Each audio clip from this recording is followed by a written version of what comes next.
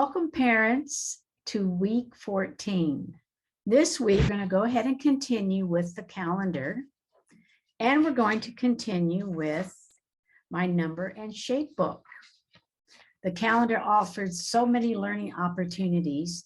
Not only do we learn about the days of the week and the months of the year, it's also a wonderful counting tool, rote counting, one-to-one counting, and we're going to introduce some new concepts this week that you can incorporate in your calendar, and that is patterning.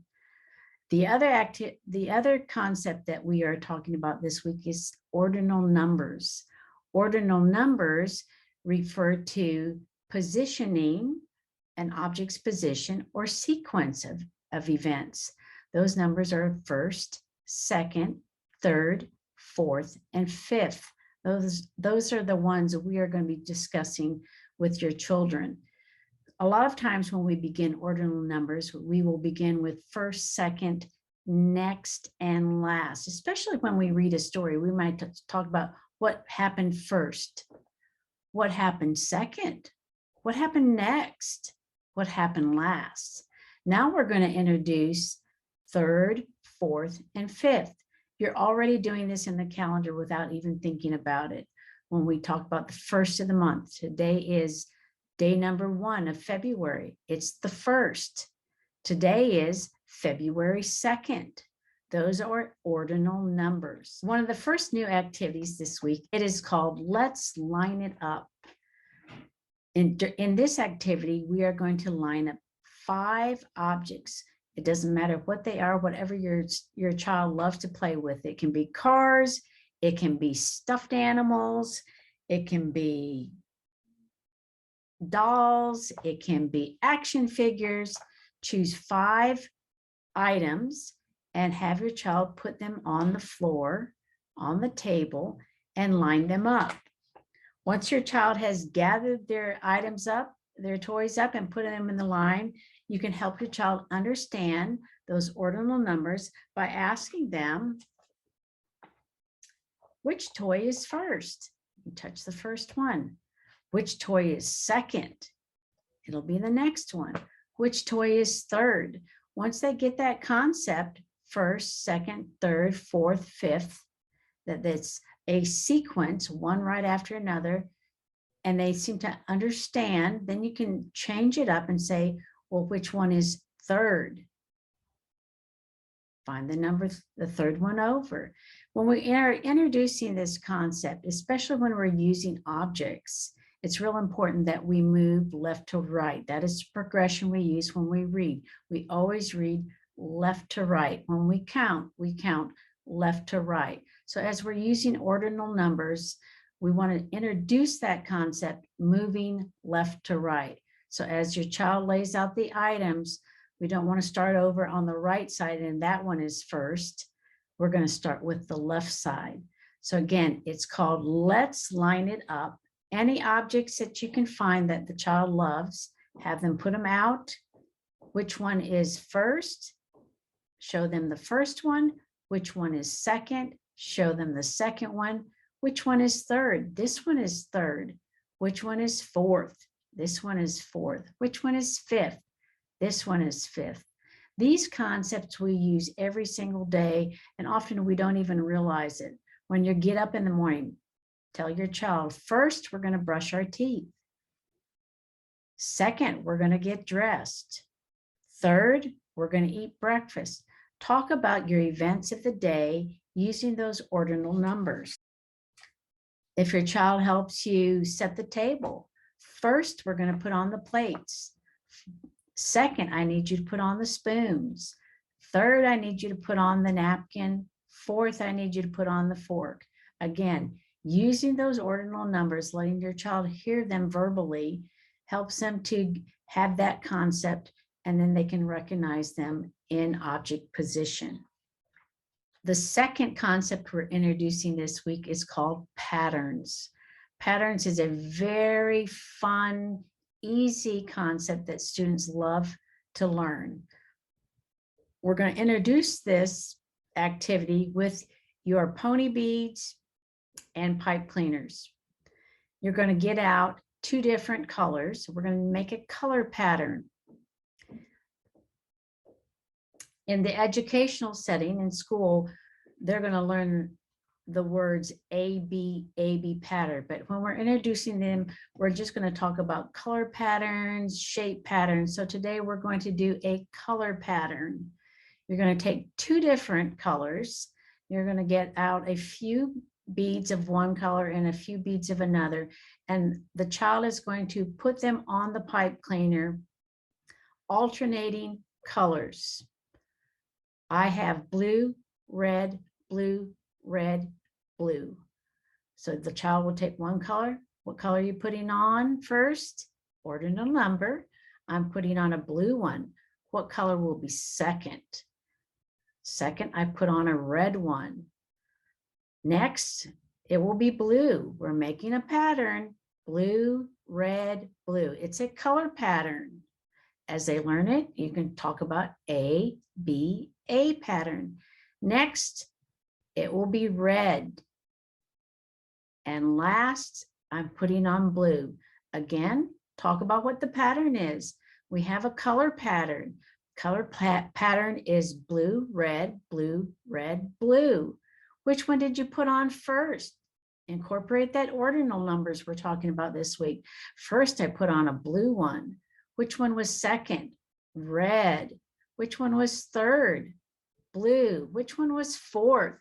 Red. Which one was fifth? Blue. Count them. How many did you put on altogether? 1, 2, 3, 4, 5. Review the color, review the ordinal numbers, review the pattern, review counting. So many things you can do with just one activity.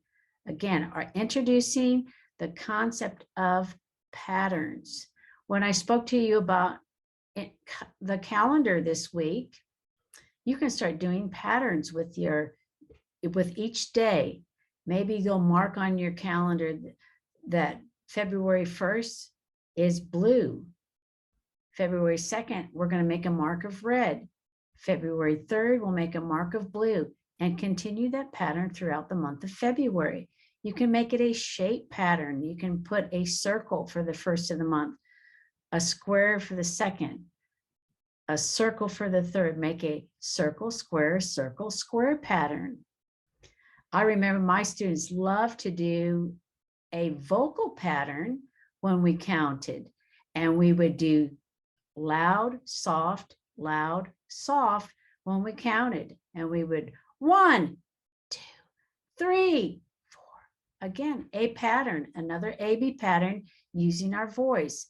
Get physical with your child. They love to move around. You can do a AB pattern using motion.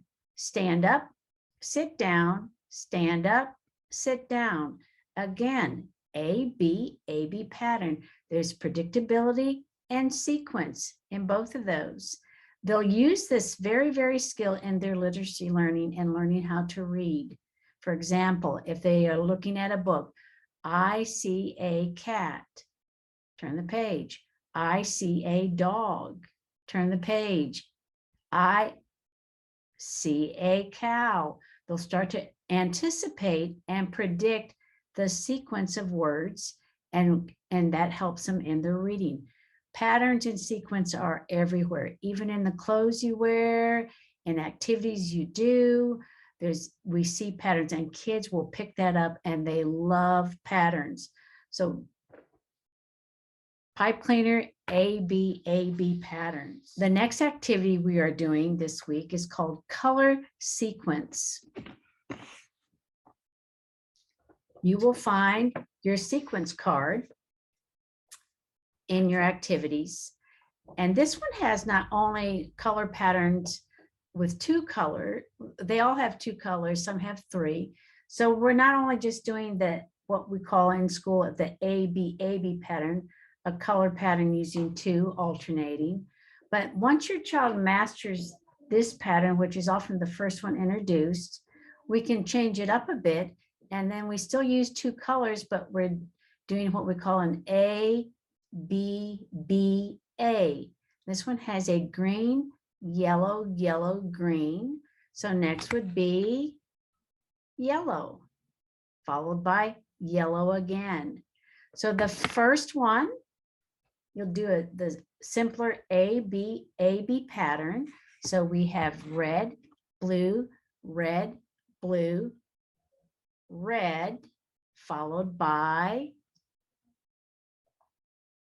blue, followed by blue. So this is called color sequence. You'll use your bag of tiles provided for you. Now, this is a starter, but you can use other manipulatives if you want to put on top of here, if you want to use pony beads to do an extension of this. If you want to do edibles, which kids love, you can create patterns using their snack. One of the activities that we would often do in class is I would give the kids two things to eat, maybe goldfish and raisins, goldfish and mini marshmallows, and we would eat a pattern. We would create a pattern, an A-B pattern, goldfish, marshmallow, goldfish, marshmallow, goldfish, marshmallow. They would create the A-B pattern, and then they would go ahead and eat them. Which one are you going to eat first? Goldfish. Second, marshmallow. Third, goldfish. A-B pattern. Kids love to make patterns with edibles, and then of course it's fun to eat them as well. So color sequence and patterns. Another activity this week is card sequence. We're going to be using our playing cards. Give your child a deck of cards and ask them to make an A-B pattern using the cards. So they will take their playing cards, and if you want to, at the beginning, to make it a little simpler, perhaps pull out eight cards, 10 cards, 4 of each color, so they can make their color pattern. And then set the cards out all mixed up, and you say, let's start first with a red card. What would be second if you're going to make an A-B pattern? And they would get a black card. What would be next? Next, you're going to put if you're making an A-B pattern, A-B, red, black, red, black, red, black, red, black. And you'll continue the pattern with the rest of the cards. Now, if you want to get tricky, to make it a little bit harder, instead of making a color pattern with your cards, you would make a shape pattern. So they would have to take the two different shapes, clubs and spades, and make an A-B pattern using spades and clubs. So you would have spade, and then you would have a club. What would be next? Spade, followed by clubs, followed by spade. A little bit trickier using a shape pattern. Again, kids love patterns, and they'll start seeing them everywhere. Using them in the calendar, using them in daily activities, in the clothes that they wear. They'll start to see the patterns and point them out to you. They just love patterns. They start seeing patterns everywhere, not only in the clothes that they wear, but out in the community, when they're helping you around the house. If you're setting the table, they start to see that the fork will be on one side. Oh, it's a fork, plate, knife, spoon pattern. They start to really pick up on those patterns, and we'll point them out to you. We're going to continue this week with month hopscotch. This is an activity you've been doing for a while, so you can go ahead and extend that activity and use some of the other activity items that we've been talking about. For instance, you can do a high frequency hopscotch, high frequency words hopscotch, and put the words out. You can do a letter hopscotch. Same activity, but instead of having the months of the year out as your hopscotch. You can do days of the week, you can do letters, you can do numbers, just a way to extend that activity and add some variety to that. So again, you're going to continue your month hopscotch this week. Another activity that you're going to repeat this week is feed the monster. Some of your students may still be having a hard time squeezing that ball, building that fine motor muscles, so important in writing. So if they are still using just two hands out of habit, go ahead and really work on concentrating on squeezing with one hand. You might try alternating. It's okay if they get tired squeezing with their right hand to move to their left, but really work on getting that muscle growth and working with one hand. I know they've been eating pom-poms. We can try some other things, maybe some feeding alphabet letters, some of your magnetic letters. They can eat some of your pattern tiles, work on color recognition, numbers, just a variety of different things that that monster can feed on. We're also going to continue with our word book. This has been something that you have worked on for some time. We have worked with having the letter, writing the letter, finding a picture that goes with that letter. We can continue this activity with some of the new concepts we're learning. If you want to work with the word February, we can find where, you know, February might fit. All the months of the year where they might fit in your word book. Some of your high frequency words, we can go ahead and look at that beginning letter of that word, their name, where they could break up their name, first letter of their name, where would that go in the book? The second letter of their name, using ordinal words again, those ordinal terms with their name. We're going to go ahead and continue with our word book this week. We're going to go ahead and extend that activity. Think of some other ideas that you can put in that book.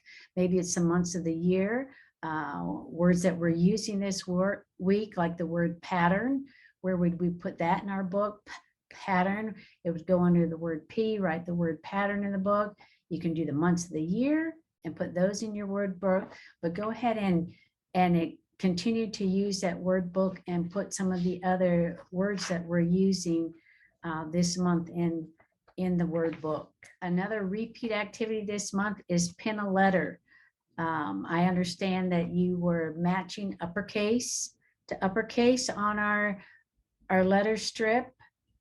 And then as you mastered that, your child mastered that, you started working with lowercase to matching to uppercase. If they've mastered that, you can just give them a word and see if they can't do letter sound and match it. Say, F. They would match the clip to the letter F. P. Match the clip to the letter P. So you can work on letter sound. If they've mastered that, which would be awesome, you can even say a word, fish. What letter would that be? And they would match the clip to the letter, pin the clip to the letter F. All different kinds of ways you can extend that activity. The last two activities that we're going to do this week are just repeat activities. They are snowball toss and sight word SWAT. We've been doing these activities for a while. If you want to try and change those up a little bit, you can even use the ordinal words terms that we've introduced this week with those activities. First, I want you to SWAT the letter, or first I want you to SWAT the word. Second, I want you to SWAT this word, just so they're hearing those ordinal words over and over. It helps help them grasp that just by modeling for them. They'll start to use those words and understand those concepts. That's all for this week. I'll see you again next week. You'll have a great week learning.